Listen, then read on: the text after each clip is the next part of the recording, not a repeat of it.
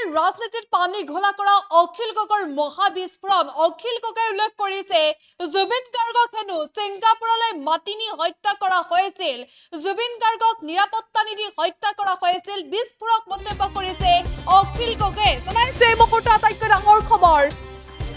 জুবিন গাৰ্গৰ মৃত্যুক লৈ মহাবিস্ফোৰণ ঘটাইছে অখিল গগৈ জুবিনক লৈ ৰাজনীতিৰ পানী ঘোলা কৰা অখিল গগৈ পুনৰ ঘটাইছে মহাবিস্ফোৰণ জুবিন গাৰ্গক হেনো ছিংগাপুৰত হত্যা কৰা হৈছে নিৰাপত্তা নিদি জুবিন গাৰ্গক হত্যা কৰাৰ কথা উল্লেখ কৰিছে অখিল গগৈ আওপকীয়াকৈ জুবিন গাৰ্গক হত্যা কৰাৰ কথা কৈছে অখিল গগৈ জনাইছে এই মুহূৰ্তত আটাইতকৈ ডাঙৰ খবৰ অখিল গগৈ এবাৰ মন্তব্য কৰিছে অখিল গগৈ উল্লেখ কৰিছে যে জুবিন গাৰ্গক হত্যা কৰা হৈছিল আওপকীয়াকৈ জুবিন গাৰ্গক হত্যা কৰাৰ কথা উল্লেখ কৰিছে নিৰাপত্তা নিদি জুবিন গাৰ্গক হত্যা কৰা হৈছিল জুবিন গাৰ্গ খণ্ডৰ এনে এতিয়া মন্তব্য কৰা দেখিবলৈ পোৱা গৈছে অখিল গগৈ সংবাদ মেলত মন্তব্য কৰিছে আৰু বিজেপি চৰকাৰৰ হাতত জুবিন গাৰ্গক ন্যায় প্ৰদান কৰাৰ দায়িত্ব অৰ্পণ কৰা হৈছে হে চৰকাৰ চলোৱাৰ ৰাজনীতি দলটো সভাপতি আৰু সম্পাদকসকলে জুবিন গাৰ্গক ন্যায় দিব লাগে বুলি ৰাজপথত ওলাই আহিব লগা হৈছে হেয়া লাজৰ কথা বুলিও কৈছে আৰু যেটো ডিপাৰ্টমেণ্টে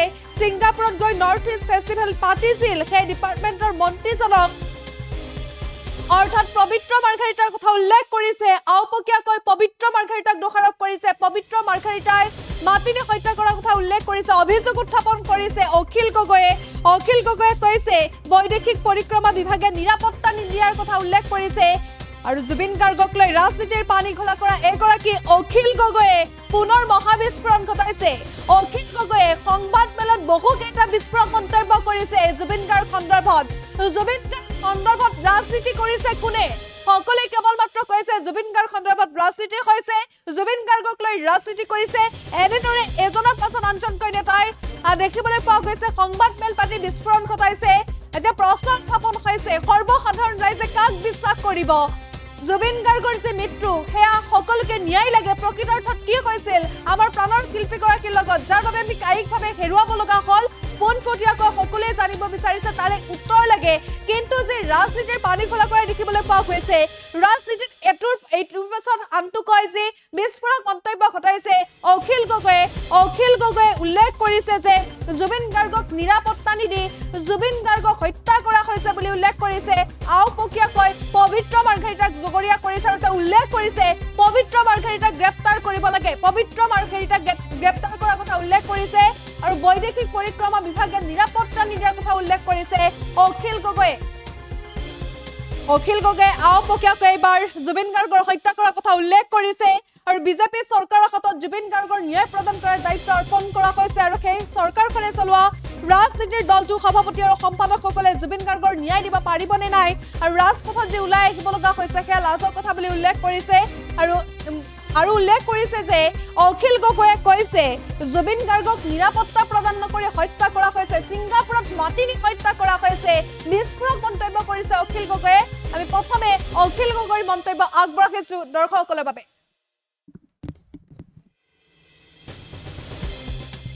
গাৰ্গক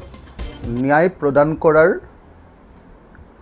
দায়িত্ব অৰ্পণ কৰা হৈছে সেই চৰকাৰ চলোৱা ৰাজনৈতিক দলটোৰ সভাপতি আৰু মন্ত্ৰীসকলে আজি জুবিন গাৰ্গক ন্যায় দিব লাগে বুলি ৰাজপথলৈ ওলাই আহিবলগীয়া হৈছে ওলাই আহিছে যিটো ডিপাৰ্টমেণ্টে ছিংগাপুৰত গৈ নৰ্থ ইষ্ট ফেষ্টিভেলখন পাতিছিলে সেই ডিপাৰ্টমেণ্টৰ মন্ত্ৰীজনে যোনে পাতিছিলে পবিত্ৰ মাৰ্ঘাৰিটা আপোনালোকে জানে যে external affairs ministry presence north east India festival in Singapore এই বুলি তেওঁলোকে এডভাৰটাইজ কৰিছিলে যে আমাৰ বহিৰ পৰিক্ৰমা ডিপাৰ্টমেণ্টে আসলতে ছিংগাপুৰত নৰ্থ ইষ্ট ফেষ্টিভেল পাতিছে আৰু নৰ্থ ইষ্ট ফেষ্টিভেল পাতিবলৈ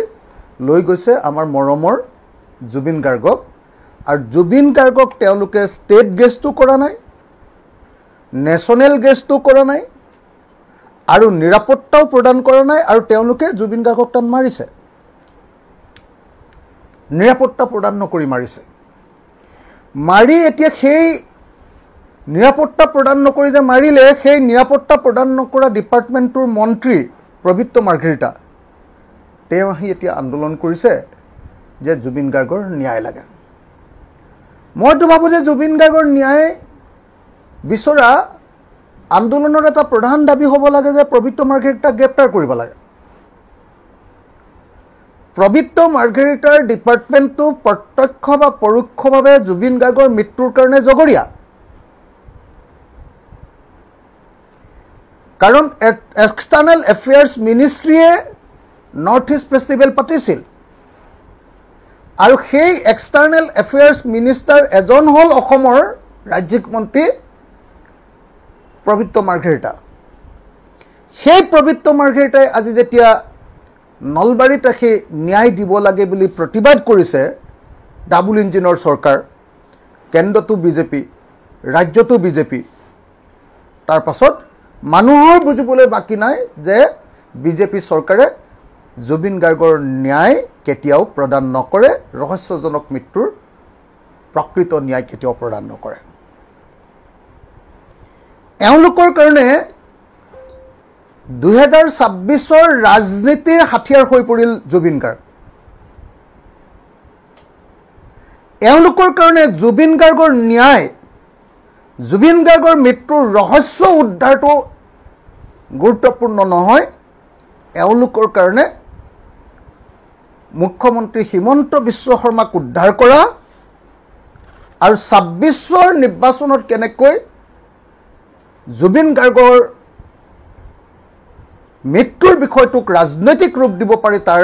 চিন্তা কৰাটোৱে তেওঁলোকৰ বিজেপি দলৰ এই মুহূৰ্তৰ আটাইতকৈ ডাঙৰ কাম সেইকাৰণে মই এটা বিৰোধী দলৰ সভাপতি হিচাপে আৰু ঐতিহাসিক শিৱসাগৰ বিধানসভা সমষ্টিৰ বিধায়ক হিচাপে বিজেপি দলে আজি যি অভূতপূৰ্ব মানে নাভূত নাশ্ৰুত ভাবিব নোৱাৰা ধৰণৰ কল্পনাৰ অতীত যি ভয়ংকৰ কলংকিত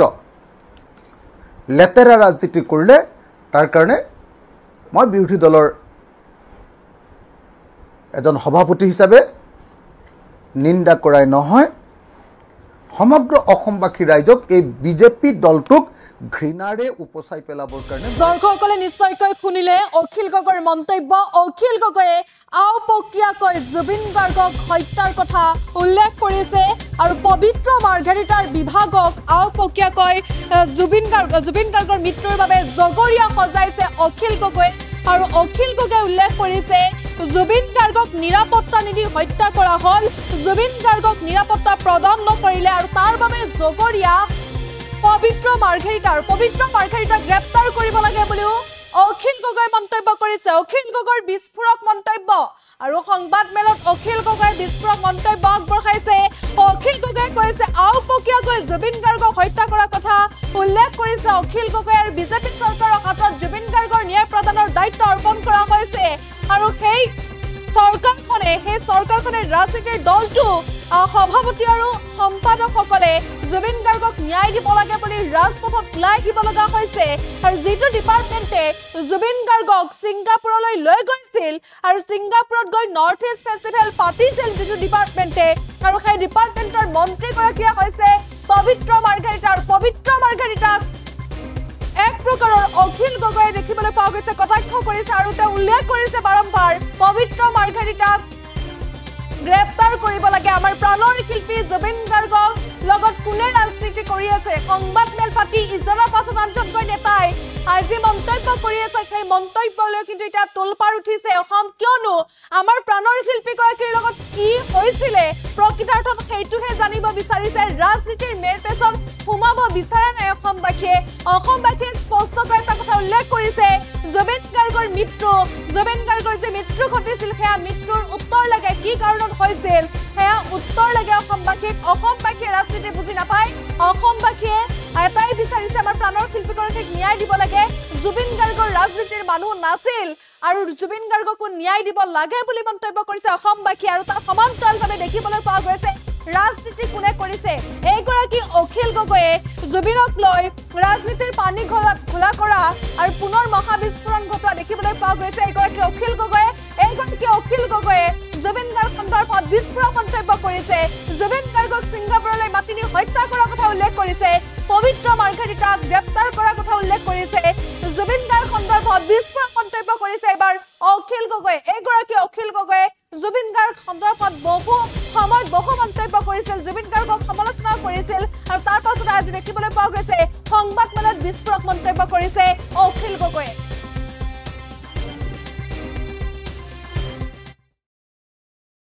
যিকোনো খবৰৰ বাবে যোগাযোগ কৰক 7099017330 লগতে 7099017110 নম্বৰত